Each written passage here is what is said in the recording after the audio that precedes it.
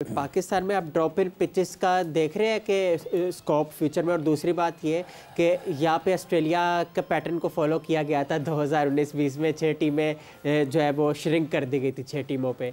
तो उसने कितना इम्पैक्ट किया, कितना बेड़ागर्क किया पाकिस्तान क्रिकेट का? देखिए बात यह है कि ड्रॉप इन पिचेस वाली बात, अगर ड्रॉप इन पिचेस की पाकिस्तान में ज़रूरत ही क्यों है?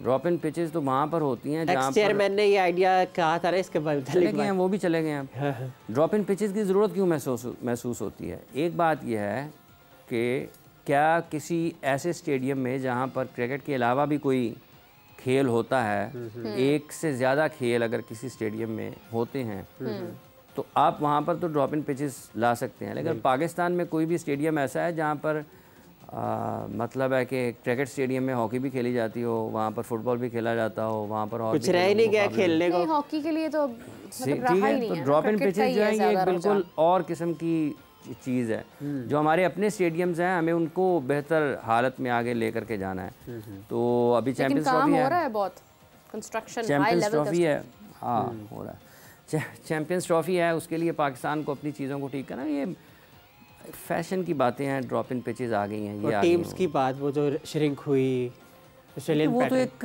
रोज़े रोशन की तरह यहाँ है ना। अगर लोगों को नहीं समझ आई है तो ना आए, उसका नुकसान हुआ है या फ़ायदा हुआ है तो इसके बारे में तो जो लोग उसके साथ जुड़े रहे हैं वो आज भी होंगे पाकिस्तान क्रिकेट बोर्ड में। उनको चाहिए कि वो बताएं कि पहले वाला सिस्टम जो 18 से पहले था वो ठीक था, या जो 2018 के बाद आया वो ठीक था, या जो इस वक्त चल रहा है ये ठीक है। अगर आप पेंटेंगुलर करवाना चाहते हैं तो उसकी क्या ज़रूरत है, और अगर आपने 2018 में टीमों को श्रिंक किया था, उनकी तादाद को कम किया था, तो आपने जूनियर क्रिकेट की तादाद को क्यों कम कर दिया था टीमों की? आप कम से कम वो तो करवा सकते थे ना।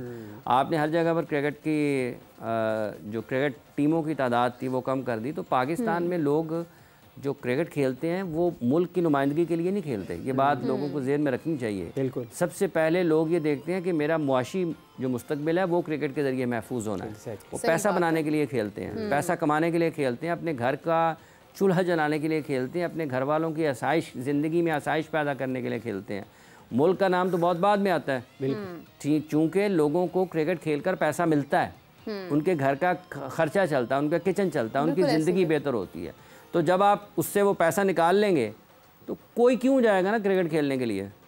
तो वो उस सिस्टम में बहुत सारे लोग, इसलिए उन दिनों आपको खबरें भी आपने सुनी होंगी, देखी होंगी कि कैसे कोई क्रिकेट छोड़कर किसी जगह मुलाजमत कर रहा है, कोई किसी जगह मुलाजमत कर रहा है। तो जो आपके प्रोफेशनल क्रिकेटर हैं वो फुल टाइम क्रिकेटर अगर नहीं होंगे तो उनके नताइज भी वैसे होंगे। कि यूएई का क्या प्रॉब्लम है? यूएई का ये मसला ना कि फुल टाइम क्रिकेटर्स नहीं होते, थोड़ी देर काम करते हैं, थोड़ी देर क्रिकेट खेलते हैं।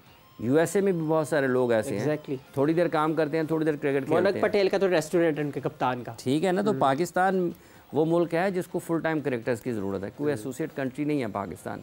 तो ये फुल टाइम क्रिकेटर्स कैसे होंगे? जब वो उनकी कहीं ना कहीं मुलाजमत होगी, उनको कहीं ना कहीं जो फुल टाइम क्रिकेट खेलते हैं उनको उसके एवज़ पैसे मिलते होंगे अच्छे, ताकि उनको कोई और काम ना करना पड़े। जो एक स्पोर्ट्स डिपार्टमेंट थे इदारों में, उसका कॉन्सेप्ट यही था कि जब तक वो खिलाड़ी खेलते रहते थे उनको कहीं मुलाजमत नहीं करनी पड़ती थी, हत्ता कि उसके बाद भी रिटायरमेंट के बाद वो स्पोर्ट्स कोटा के ऊपर होते थे। उनकी आते जाते थे लोग, वो रिटायर होते जाते थे, नीचे से और आते जाते थे। लेकिन वो सिलसिला ख़त्म हुआ, उसका पाकिस्तान को नुकसान हुआ या उसका पाकिस्तान को फ़ायदा हुआ, तारीख़ इस बारे में ज़रूर फैसला करेगी। लेकिन अभी तक तो यही लगता है कि पाकिस्तान क्रिकेट को नहीं, सिर्फ क्रिकेट को ही नहीं, पाकिस्तान में तमाम खेलों को जो स्पोर्ट्स थी, जो डिपार्टमेंटल स्पोर्ट्स थी, उसको बंद करने का पाकिस्तान को नुकसान हुआ। अगर ऐसा ना होता तो ये जो मुख्तलिफ खिलाड़ी वज़राए आज़मों से मुख्तलिफ वक्तों में मिले हैं वो ना कहते ना कि स्पोर्ट्स आप डिपार्टमेंटल स्पोर्ट्स बंद ना करें। हॉकी के खिलाड़ी हैं, स्क्वॉश के खिलाड़ी हैं, वेट लिफ्टिंग के हैं, वो जेवलिन थ्रो वाले अरशद नदीम साहब हैं, आप जो पहलवान हैं पाकिस्तान के उनको देखें। तो ये सारे खिलाड़ी किसी वजह से कहते हैं, इवन क्रिकेटर्स भी कहते रहे अपने वक्त में, भले ज़्यादा ने ना कहा, लेकिन जो कुछ एक थे उन्होंने इस हवाले से अपने ख़यालात का इज़हार किया कि पाकिस्तान में डिपार्टमेंटल स्पोर्ट्स चलनी चाहिए। और ठीक है, लेकिन उस वक्त के वज़ीर आज़म उनका ख्याल था कि नहीं होनी चाहिए। सब ने इसी के साथ हमें अभी ज्वाइन किया है कादिर ख्वाजा ने, समा टीवी के स्पोर्ट्स जर्नलिस्ट हैं, पाकिस्तान आ चुके हैं। अस्सलाम वालेकुम कादिर, कैसे हैं आप? अल्लाह का शुक्र, वालेकुम अस्सलाम। मेरा कादिर कैसा सफ़र रहा? पाकिस्तान को आपने हरा दिया वहाँ पर, ज़रा भी आपने समझाया नहीं प्लेयर्स को, जबकि आपकी तो बहुत सुनते हैं वो, फिर भी आपने उन्हें हरा दिया। और अब मैंने सुना है कि अलग अलग वापस आ रहे हैं। आपके होते हुए क्या कुछ हो रहा है कादिर क्रिकेट में, समझ से बाहर है मेरी। देखें मेरी अगर सुनते होते तो मैचेस जीतते। हमारी जो है वो अपने आप की भी नहीं सुनते, वो इस गेम के साथ सीरियस दिखाई नहीं दिए। मैंने सुना है वो टीम मैनेजमेंट की भी नहीं सुनते हैं, सिलेक्शन कमेटी की भी नहीं सुनते हैं, कोच की भी नहीं सुनते हैं। देखिए प्लेयर जो हैं वो ना कोच की सुनते हैं ना टीम मैनेजमेंट की सुनते हैं, वो अपनी करते हैं। और अपनी जब करते हैं तो जब आप देखें जब बच्चे जो हैं वो अपनी करते हैं, बड़ों की नहीं सुनते, तो फिर वो नुकसान उठाते हैं। तो उन्होंने नुकसान उठाया है इस वर्ल्ड कप में और सब एक्सपोज हुए हैं।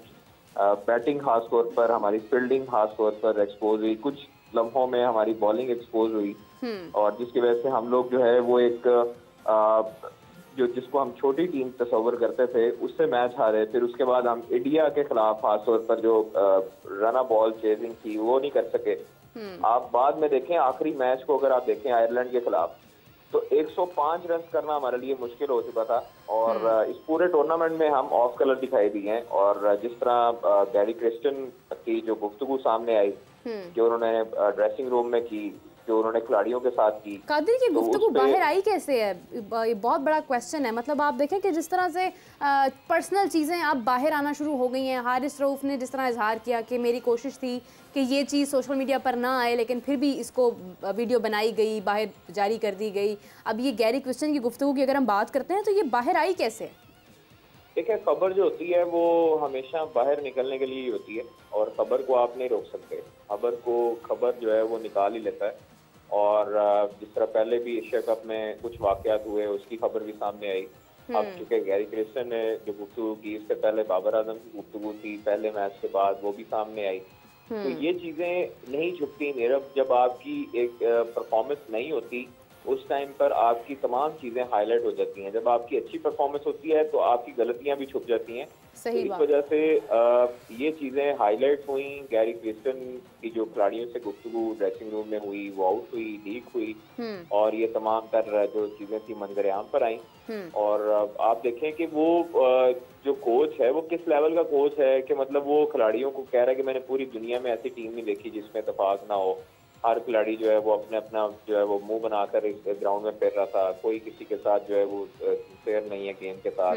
हर बॉलर जो है वो अपनी जान नहीं लड़ा रहे। कादिर साहब अस्सलाम वालेकुम। वालेकुम अस्सलाम। मुझे बताइए, दूध पीते बच्चे थे, प्रोफेशनल ये क्रिकेटर्स है, पैसे ले रहे हैं ये और अच्छे खासे पैसे ले रहे हैं, और क्या मतलब मुंह बनाया हुआ था, मैच्योरिटी क्यों दिखा रहे थे ये? देखिए ये इनमेच्योरिटी कुछ लम्हों पर नजर भी आती है और बाकायदा इसका इजहार भी होता है। आप जिससे मर्जी पूछ लेंगे, हम लोग तो कहते हैं ना कि इत्तेफाक नहीं है, इत्तेफाक नहीं है। आप किसी से भी गली मोहल्ले में किसी बच्चे से ये चीजें डिस्कस करेंगे तो उसको भी पता होगा कि टीम में इत्तेफाक नहीं है। टीम की जो है वो यूनिटी इस टाइम नजर नहीं आ रही, क्योंकि जब यूनिट एक बनकर टीम खेलती है तो उस वक्त आपको रिजल्ट्स भी नजर आए कि हम लोग फाइनल में पहुंचे, चाहे वो कुदरत का निजाम हो, लेकिन हम वो उसके बाद मैचेस भी जीते। और हमने सेमीफाइनल में हमने इस तरह की ये जो हरकत थी ये हमने बहुत अरसे बाद दोहराई कि हम सुपर 8 में क्वालिफाई नहीं कर सके। ठीक है। और ये चीजें ये आपने बिल्कुल पॉइंट अच्छा रेज किया है कि ये प्रोफेशनल है। आप देखिए जब प्रो लेवल पर चले जाते हैं, ये जब कौमी टीम में होते हैं तो इनको इतनी अपनी कोचिंग की जरूरत भी नहीं होती, क्योंकि इन्होंने इतनी क्रिकेट खेल चुके होते हैं, इतनी चीजों से गुजर के आ चुके होते हैं कि इनको हर सर्कमस्टांसेस जो है वो उससे निपटना आता है। तो आप ये देखिए कोच जो होता है वो सिर्फ स्ट्रेटेजी बता सकता है, वो सिर्फ इनकी गलतियों को बता सकता है, वो इनको बैट पकड़ के ठीक नहीं करवा सकता। आप जब किसी बैटर्स की या किसी बॉलर की खास तौर पर आप उसको बॉल टेक्निक चेंज नहीं कर सकते, आप उसको गाइड ही कर सकते हैं ना। एक बॉलिंग कोच का काम ये नहीं होता कि आप उसका रनअप है या स्टाइल है वो आप उसका चेंज कर दें। जो उसका रिदम है वो तो उसका रिदम के साथ आना है, लेकिन उसको बताएंगे कि आपने गलती कहाँ पर किया, आपको गाइड करेंगे।